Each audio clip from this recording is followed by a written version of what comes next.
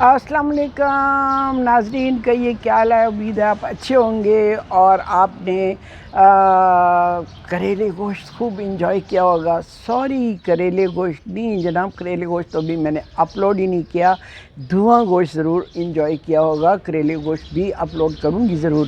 اچھا جی، اس وقت میں باہر لان میں بیٹھی ہوں، لان میرے سامنے ہے، بلکہ میں تو ورانڈے میں بیٹھی ہوں، اور میں نے آج سوچا کہ کیوں نہ باہر اتنا اچھا موسم ہے، اوپن میں بیٹھ کے میں آپ سے گپ شپ کروں، اور گپ شپ بھی ایسی کہ کافی دن ہو گئے ہم نے کتابوں کے بارے میں بات نہیں کی، تو آج میں نے سوچا کہ میں اپنی جو لیٹسٹ بک ہے، جو میں آپ کو پہلے بھی دکھا چکی ہوں، اس میں سے کچھ پیراگراف پڑھ کے سناتی ہوں۔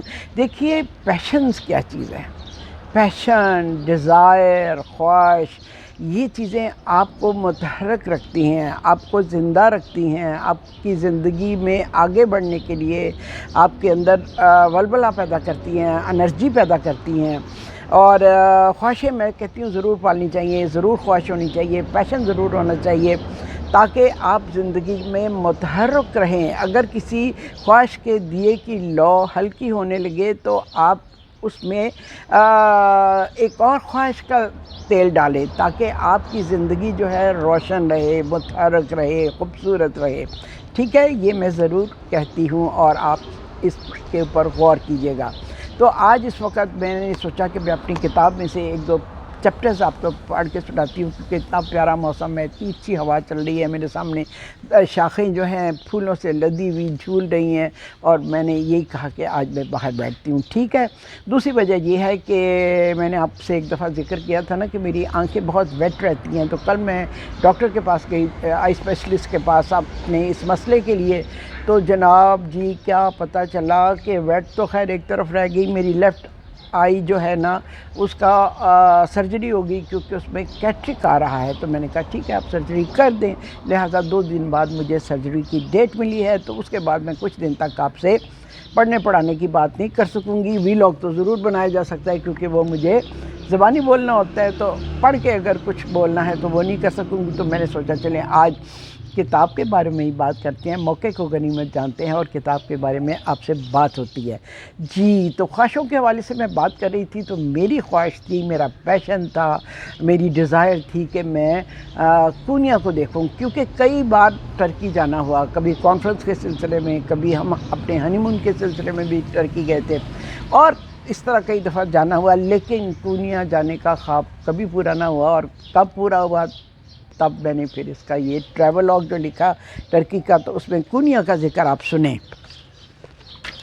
کونیا میری خواہش، کونیا کو شہر کونیا سے میری محبت کی وجہ اگر میں یہ کہوں کہ مولانا روم کی وجہ سے ہے تو مبالغہ نہیں ہوگا، اور مولانا روم سے محبت اس وقت سے ہے جب میرے شعور نے ابھی پختگی کی پہلی منزل پر بھی قدم نہیں رکھا تھا۔ ابھی نہ تو مجھے مولانا روم کے کلام سے آگاہی تھی، نہ ہی مولانا کی عظمت کا احساس تھا۔ صرف اور صرف اپنے والد کو دیکھا تھا، جو انگریزوں کے ساتھ عمر گزارنے اور آدھے انگریز ہونے کے باوجود کوئی نجی محفل میں، جیسے میرے بھائیوں کی شادی ہے یا کوئی اور ہے، صوفیانہ کلام سننے کے بعد وجد کے عالم میں رقص کرنے لگتے تھے۔ بہت کم سن ہونے کے باوجود مجھے اپنے والد کا یہ روپ بہت پر اثر لگتا تھا، کچھ بہت ہی کسی اور دنیا کی چیز لگتی تھی۔ پھر بہت بعد میں سن شعور میں پہنچنے پر میں نے سمازان میں درویشوں کو رقص کرنا دیکھا، تو اپنے بچپن میں والد صاحب کے اس والہانہ انداز کے رقص کو یاد کیا، اور جانکاری حاصل ہوئی کہ یہ کیا ہے۔ کتابیں پڑھنے کا شوق تو بچپن سے ہی تھا، اب رومی کو پڑھنا شروع کیا تو اس کے کلام کے عشق میں مبتلا ہونے لگی۔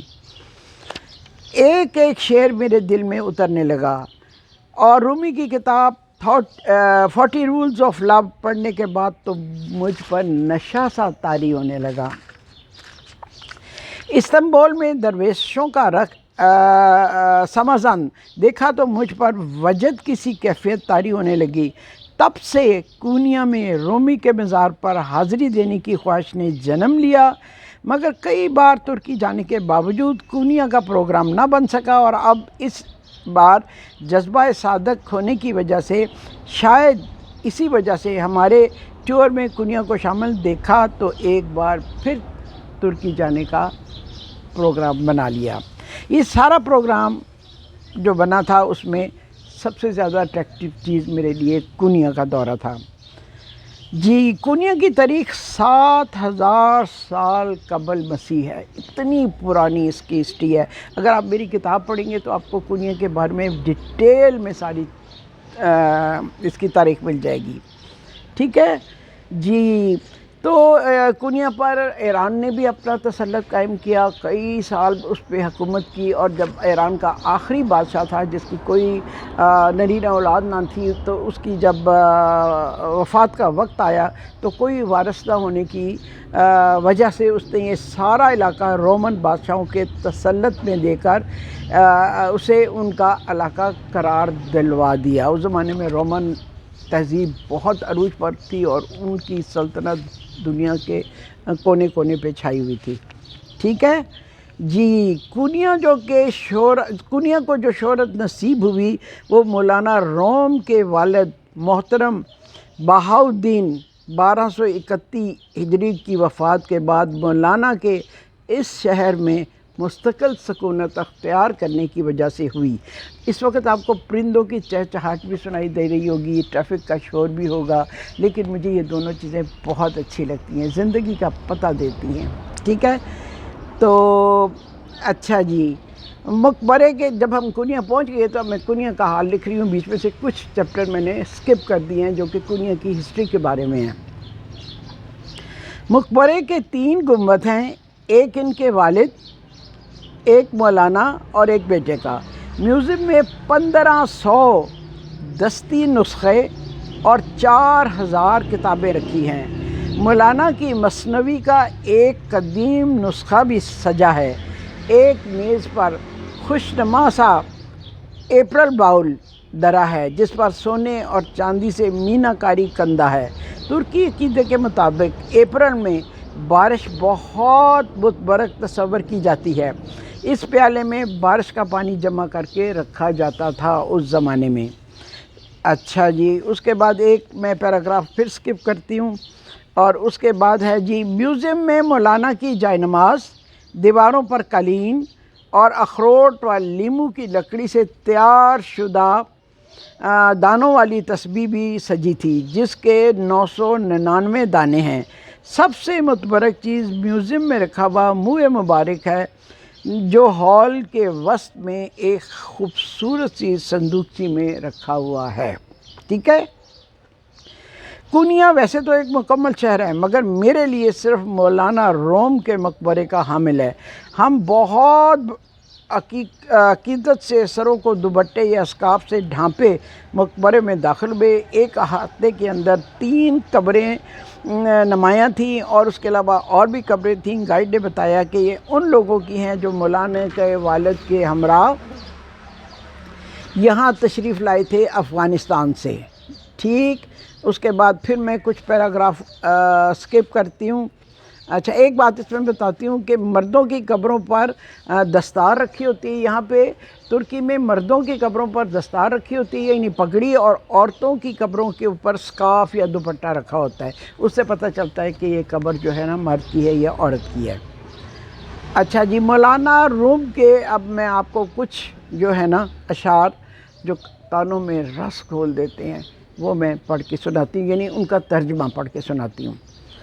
مولانا کہتے ہیں کہ خدا نے انسان کے اندر دونوں طرح کے مخالف احساسات پیدا کیے ہیں تاکہ وہ ایک پر کی بجائے دونوں پروں پر پرواز کر سکیں، ٹھیک ہے۔ ایک اور ہے، جو کوئی اچھائی کرتا ہے اچھائی ہی وصول ہوتی ہے۔ میری بھی کہتی ہوتی تھی، کر پلا تے ہو پلا، پلے دا ہی پلا، ٹھیک ہے۔ تو مولانا نے یہ کہا تھا۔ اچھا جی، پھر مولانا کہتے ہیں کڑواہٹ کو مٹھاس میں بدلا جا سکتا ہے، کڑواہٹ کو مٹھاس میں بدلا جا سکتا ہے محبت کے ساتھ، ٹھیک۔ پھر جی، تانبا سونے میں ڈھالا جا سکتا ہے محبت کے ساتھ، ٹھیک ہے۔ پھر جی محبت تمام تکالیف اور زخموں کو منجمد کر دیتی ہے۔ کتنی خوبصورت بات ہے۔ مجھے مولانا کے اشعار، ان کی کہی ہوئی باتیں بہت پسند ہیں۔ مولانا کے بہت سے احکامات یا اشعار ہیں جنہوں نے میری زندگی پر بہت مثبت اثرات مرتب کیے ہیں۔ مولانا کا ترکی کی تاریخ میں ہی نہیں، سلطنت عثمانیہ کے علاوہ پوری دنیا میں اہم مقام ہے۔ ہم مقبرے میں گھوم رہے تھے، یہاں اس زمانے کے حلیے میں ایسے قد آدم سائز کے مجسمے بھی کھڑے تھے کہ بالکل انسان ہونے کا شبہ ہوتا تھا۔ کوئی درویش کھانا پکانے میں مصروف تھا اور کوئی درس و تدریس دیتے ہوئے نظر آ رہے تھے۔ ٹھیک ہے، گروپ کے افراد ان مجسموں کے ساتھ کھڑے ہو کر تصویریں بنوا رہے تھے، جبکہ میں درویشوں کے حجروں میں جھانک رہی تھی۔ برآمدے کے ایک جانب ایک قطار میں کئی حجرے تھے جن کے باہر تختی پر تعارف تحریر تھا۔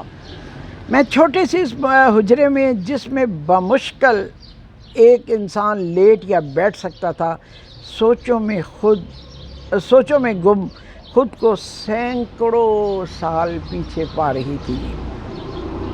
وہ کیفیت محسوس کر رہی تھی جب درویش ان حجروں میں لکھائی پڑھائی کرتے ہوں گے۔ ان کے زیر استعمال اشیاء، قلم، دوات وغیرہ شوکیس میں رکھی تھی۔ میں ایک ایک حجرے میں داخل ہوتی، اپنے احساس کے دوش پر پرواز کرتی۔ اسی دور میں پہنچی ہوئی تھی کہ گروپ کے لوگوں کی آوازیں مجھے واپس اس زمانے میں لے آئیں۔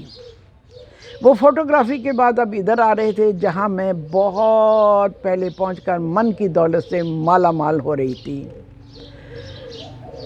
نماز کے ہال میں ہم سب نے 2 نوافل ادا کیے۔ ہال کے عقب میں عورتوں کے لیے نماز ادا کرنے کی جگہ مخصوص تھی۔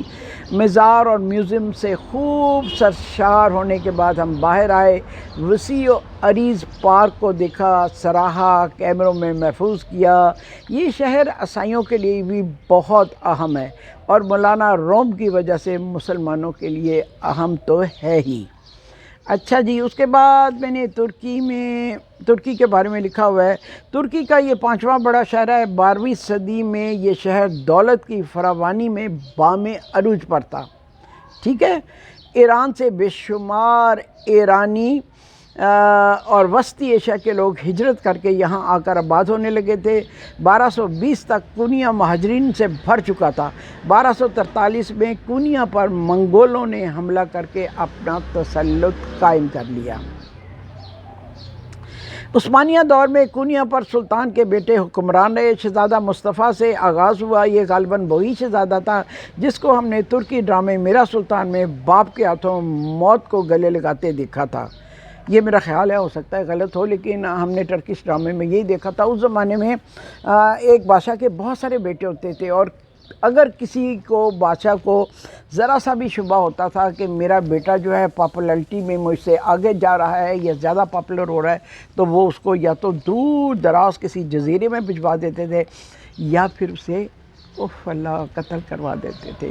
ہم نے پرنسس آئی لینڈ دیکھا، جو اس زمانے میں بادشاہوں کو اگر ذرا سی بھی بو آتی تھی کسی شہزادے میں سے کہ یہ کہیں تخت کا وارث نہ بن جائے اور بادشاہ سے زیادہ پاپولر نہ ہو جائے، تو اس کو پرنسس آئی لینڈ میں بھجوا دیتے تھے، جو بہت بڑے دریا کو پار کر کے پھر وہاں پہ ایک جزیرہ تھا جس سے وہ کبھی ساری عمر باہر نکل نہیں پاتا تھا۔ آج بھی اس جزیرے کی سیاحت کو لوگ جاتے ہیں، جہازوں میں بیٹھ کر جاتے ہیں اور پھر وہاں پہ ایک چیز میں نے دیکھی کہ سائیکلوں پہ یہ لوگ ایک سے دوسری جگہ جاتے ہیں یا پھر گھوڑا گاڑیوں پہ جاتے ہیں۔